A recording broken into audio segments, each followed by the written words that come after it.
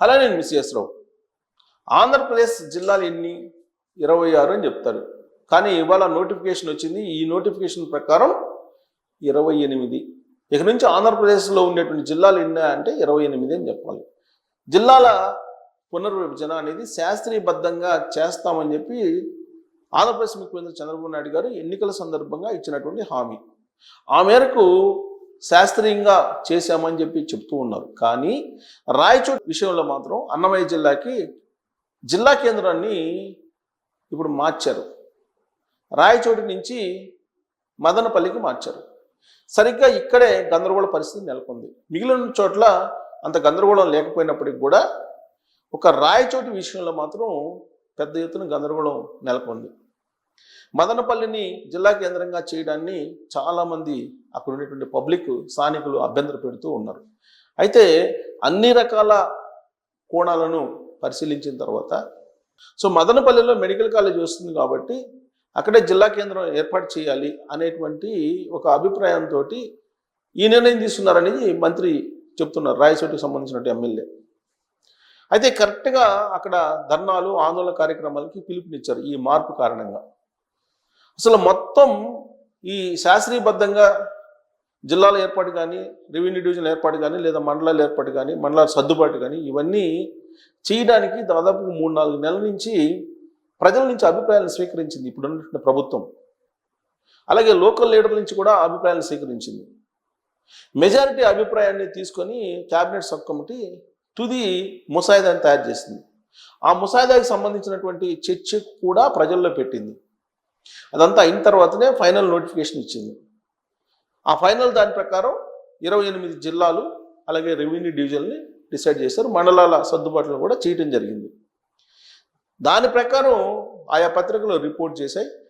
అవి రిపోర్ట్ చేసిన దాని ప్రకారం ఏంటి అనేది ఒకసారి చూద్దాం. ఇక్కడ కొత్త జిల్లాలు నేటి నుంచే పాలన 5 రెవెన్యూ డివిజన్లు ప్రారంభమయ్యాయి. కొత్తగా 5 రెవెన్యూ డివిజన్లు ఆంధ్రప్రదేశ్లో ప్రారంభమయ్యాయి. నోటిఫికేషన్ జారీ చేసిన ప్రభుత్వం కలెక్టర్లు, ఎస్పీలు వచ్చేస్తున్నారు. ప్రస్తుతం ఐఏఎస్ల కొరత, ఐపీఎస్ల కొరత ఉంది. ఇప్పుడు ఉమ్మడి జిల్లాల్లో ఎవరైతే కలెక్టర్లు, ఎస్పీలుగా పనిచేస్తున్నారో వాళ్ళే ఈ కొత్త జిల్లాలకు కూడా ప్రస్తుతానికి ఇన్ఛార్జీలుగా వ్యవహరిస్తారని చెప్పి ప్రభుత్వం చెప్పేసింది. కాబట్టి ఎస్పీలు, కలెక్టర్లు ఇప్పటికిప్పుడు వచ్చేటువంటి పరిస్థితి లేదు. రాబోయే రోజుల్లో వాళ్ళ సంఖ్యను పెంచితే అప్పుడు రావడానికి అవకాశం ఉంది. ప్రస్తుతానికి వాళ్ళు ఇన్ఛార్జీలుగా కొనసాగుతారు. నోటిఫికేషన్ జారీ చేసిన ప్రభుత్వం కలెక్టర్లు, ఎస్పీలు వచ్చేస్తున్నారు. కొత్త జిల్లాలు మార్కాపురం చంద్రబాబు నాయుడు గారు ఎన్నికల సందర్భంగా ఇచ్చినటువంటి హామీ, ఆ మేరకు మార్కాపురాన్ని జిల్లా హెడ్ క్వార్టర్గా మార్చి అక్కడ కొత్త జిల్లాని కూడా ఏర్పాటు చేశారు, మార్కాపురం జిల్లాని. దీని జనాభా వచ్చి 11,42,313 మంది. నియోజకవర్గాలు వచ్చేసి మార్కాపురం, గిద్దలూరు, ఎర్రగొండపాలెం, కనిగిరి, ఈ 4 అసెంబ్లీ నియోజకవర్గాలు కలిపి జిల్లాలుగా చేశారు. ఇక రెవెన్యూ డివిజన్లు, దీంట్లో ఉండే రెవెన్యూ డివిజన్లు మార్కాపురంలో 15 మండలాలు ఉన్నాయి, కనిగిరిలో 6 మండలాలు ఉన్నాయి. వీటన్నిటిని కలిపి రెవెన్యూ డివిజన్గా చేశారు. తర్వాత పోలవరం, ఇది కొత్త జిల్లా. పోలవరం జిల్లా కేంద్రం రంపచోడవరం కేంద్రంగా చేసుకొని పోలవరం జిల్లాని ప్రకటించడం జరిగింది. దీనికి కూడా చంద్రబాబు నాయుడు గారు హామీ ఇచ్చారు, ఆ మేరకు జరిగింది. దీని జనాభా వచ్చేసి 3,49,000, తక్కువ జనాభా కలిగింది. నియోజకవర్గాలు వచ్చేసి రంపచోడవరం, ఒక అసెంబ్లీ నియోజకవర్గానికి ఒకటే వచ్చింది. రెవెన్యూ డివిజన్ వచ్చేసి రంపచోడవరం 8 మండలాలు, ఇదంతా గిరిజన ప్రాంతాలు. చింతూరు 4 మండలాలు. ఇది ఇక పునర్వ్యవస్థీకరణ సంబంధించి జిల్లా పేరు అన్నమయ్య, కేంద్రం వచ్చేసి మదనపల్లి. ఇది ఒకటి మార్పు జరిగింది. 14,22,000 మంది జనం ఉన్నారు అక్కడ. నియోజకవర్గాలు వచ్చేసి మదనపల్లిని ఇప్పుడు జిల్లా కేంద్రంగా మార్చారు. అదే వివాదాస్పదం. జిల్లా పేరు అన్నమయ్యగానే ఉంది, కాకపోతే కేంద్రాన్ని మార్చారు. మదనపల్లె, రాయచోటి, పీలేరు, తంబళ్ళపల్లి, పొంగనూరు, ఇవి 4 మండలాలు. ఈ 4 మండలాలు ఈ జిల్లా పరిధిలో ఉంటాయి. అన్నమయ్య జిల్లాలో దాని హెడ్ క్వార్టర్ వచ్చేసి మదనపల్లె.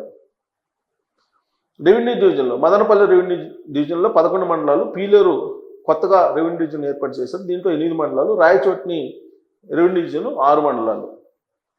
ఇక్కడ రెవెన్యూ డివిజన్లు వచ్చేసి 2 కొత్తగా ఏర్పడినటువంటి మార్కాపురంలో 2 రెవెన్యూ డివిజన్లు, ఒకటి మార్కాపురంలో 11 మండలాలు మార్కాపురం రెవెన్యూ డివిజన్లో, కనిగిరి రెవెన్యూ డివిజన్లో 6 మండలాలు. ఇది ఇక్కడ కూడా అంతే.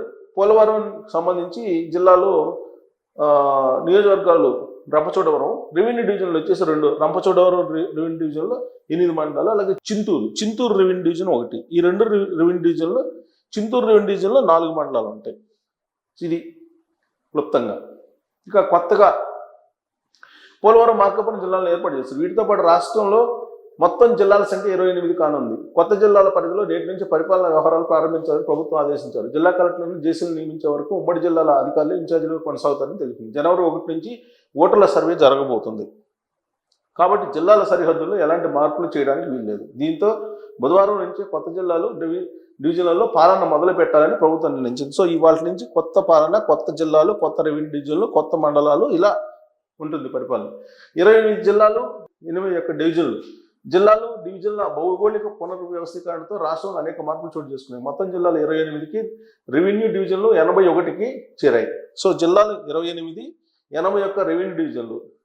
కొత్తగా ఆదోని 2 మండలం ఏర్పాటుతో మొత్తం మండలాల సంఖ్య 680కి చేరింది. సో మండలాల సంఖ్య 680. ఇది జిల్లా ఆంధ్రప్రదేశ్ స్వరూపం. 28 జిల్లాలు, 81 రెవెన్యూ డివిజన్లు, 680 మండలాలు. ఇది ఇక్కడ చూడండి, గెజిట్ నోటిఫికేషన్ జారీ. అలాగే రాజంపేట నియోజకవర్గాన్ని కడప జిల్లాలో చిన్న మార్పులు చేశారు. ఏంటంటే నిన్నటి వరకు రాయచోటి కేంద్రంగా ఉన్న అన్నమయ్య జిల్లాను పూర్తి స్థాయిలో ప్రభుత్వం పునరుద్ధరించింది. రాయచోటి స్థానంలో మదనపల్లెను జిల్లా ప్రధాన కేంద్రంగా ఏర్పాటు చేస్తూ గెజిట్ జారీ చేసింది. అలాగే రాజంపేట నియోజకవర్గాన్ని కడప జిల్లాలో, రైల్వే కోర్టును తిరుపతి జిల్లాకు మార్చారు. సో చిన్న మార్పు ఇది. ఇక తిరుపతి, నెల్లూరు, బాపట్ల, ప్రకాశం, కడప, కోనసీమ, తూర్పుగోదావరి, అల్లూరు జిల్లా, శ్రీ సత్యసాయి జిల్లాలోనూ ప్రభుత్వం మార్పులు చేస్తుంది. గతంలో అన్నమయ్య జిల్లాలో ఉన్న రాజంపేట అసెంబ్లీ స్థానాన్ని కడపలో చేర్చారు. రైల్వే కోడూరు తిరుపతి జిల్లాకి చేర్చారు. 5 రెవెన్యూ డివిజన్. కొత్తగా అద్దంకి రెవెన్యూ డివిజన్ అయింది ప్రకాశం జిల్లా. మడకశిర సత్యసాయి జిల్లా, మడకశిరాకి రెవెన్యూ డివిజన్ సత్యసాయి జిల్లాకి. మనగానపల్లి రెవెన్యూ డివిజన్ నంద్యాల జిల్లాకి. పీలేరు, మొత్తం 5 డివిజన్లు కొత్తగా ఏర్పడినాయి. పీలేరు, అడ్డరోడ్డు జంక్షన్, అనకాపల్లి రెవెన్యూ డివిజన్లో ఏర్పాటు చేశారు. దీంతో మొత్తం రెవెన్యూ డివిజన్ సంఖ్య 81 చేరింది. 2గా ఆదోని మండలం. కర్నూలు జిల్లాలో 46 గ్రామాల్లో అతిపెద్ద మండలంగా ఉన్న ఆదోని 2గా విభజించారు. ఆదోని 1 మండలంలో 24 పంచాయతీలు ఉంటాయి. మండల కేంద్రంగా ఆదోని ఉంటుంది. ఆదోని 2 మండలంలో 22 పంచాయతీలు ఉంటాయి. దీనికి ఆదోనియే మండల కేంద్రం. గతంలో ఈ మండలాన్ని పెద్ద హరివాణంగా ఏర్పాటు చేయాలనుకున్నారు.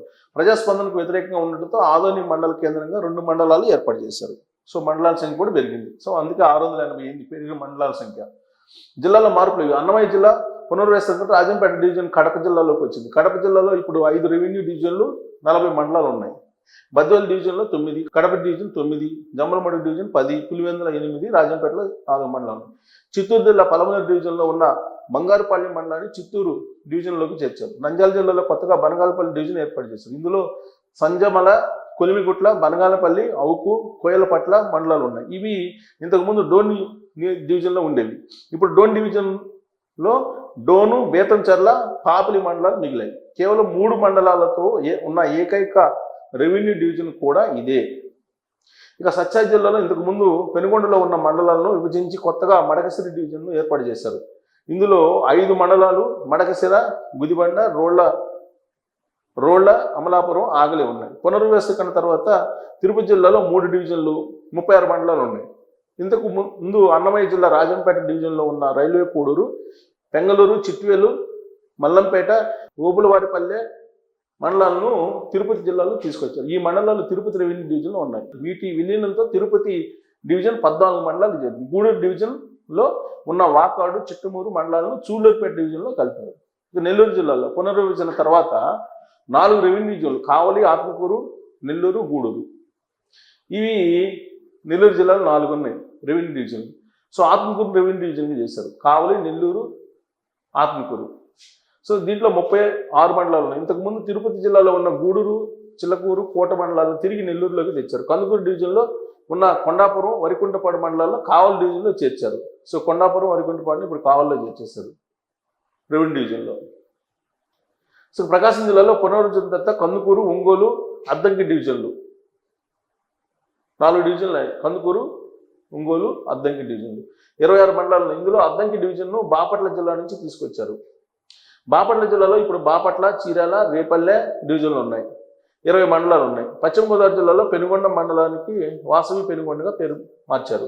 మండపేట, రాయవరం, కపిలేశ్వరపురం మండలాలను కోనసీమ జిల్లా నుంచి తీసుకొచ్చి తూర్పుగోదావరి జిల్లాలో మహేంద్ర డివిజన్లో కలిపారు. దీంతో తూర్పుగోదావరి జిల్లాలో ఇప్పుడు 2 డివిజన్లు 22 మండలాలు ఉన్నాయి. కాకినాడ డివిజన్లో ఉన్న సామలకోట మండలాన్ని పెద్దాపురం డివిజన్లో కలిపారు. అనకాపల్లి జిల్లాలో కొత్తగా అడ్డరోడ్ జంక్షన్ను రెవెన్యూ డివిజన్కు ఖరారు చేశారు. ఇందులో ఎలమంచిలి, రాంబిల్లి, అచ్యుతాపురం, నక్కపల్లి, పాయకరావుపేట, కోటపురట్ల, రాయవరం మండలాలు ఉన్నాయి. డివిజన్ కేంద్రంగా అడ్డరోడ్ జంక్షన్లో ఉంటుంది. దీంతో ఈ జిల్లాలో ఇప్పుడు 3 డివిజన్లు 26 మండలాలు ఉన్నాయి. ఇవి మార్పులు. సో ఇది టోటల్గా ఇందాక నేను చెప్పింది ఈ మార్పులు కూడా ఇవే. ఇలా మొత్తం డివిజన్లు ఇవి. సో ఇక్కడ మార్పులు ఇవి. సో కాబట్టి ఇవాళ నుంచి ఆంధ్రప్రదేశ్ 26 జిల్లాలు కాదు, 28 జిల్లాలు, 81 రెవెన్యూ డివిజన్లు, 680 మండలాలు. ఈ కొత్త పరిపాలన కొత్త సంవత్సరం నుంచి ప్రారంభం అయ్యింది. శాస్త్రీయబద్ధంగా జరిగినటువంటి ఈ పునర్విభజన రాబోయేటువంటి రోజుల్లో ఆంధ్రప్రదేశ్ని ఒక శాస్త్రీయబద్ధంగా విభజించినటువంటి రెవెన్యూ లేదంటే మండలాలుగా ఇప్పుడు గ్రామాల పునర్వ్యవస్థీకరణ కూడా చేయాల్సి వస్తుంది. అది ఇంకా చేయలేదు, మిగతా చేసేటువంటి అవకాశం ఉంది. గ్రామాలను కూడా మార్చే అవకాశం ఉంది. గ్రామ పంచాయతీలు మండలాల పునర్వ్యవస్థీకరణ కూడా జరిగింది. మండలాలకు సంబంధించి ఇంకా జరగాల్సిన అవసరం ఉంది. మండల హెడ్ క్వార్టర్ కూడా అనౌన్స్ చేయాల్సి ఉంది. అది చేస్తారు. ప్రస్తుతానికైతే జిల్లా, రెవెన్యూ డివిజన్, మండలాల వరకు అయితే పూర్తయిపోయి గెజెట్ కూడా ఇచ్చేశారు. సో ఇక పరిపాలన మరింత వేగం కాబోతుందని చెప్పి భావిస్తున్నారు. సో ఈ పునర్విభజన మీద మీ అభిప్రాయం ఏంటనేది తెలియజేసి థ్యాంక్ యూ.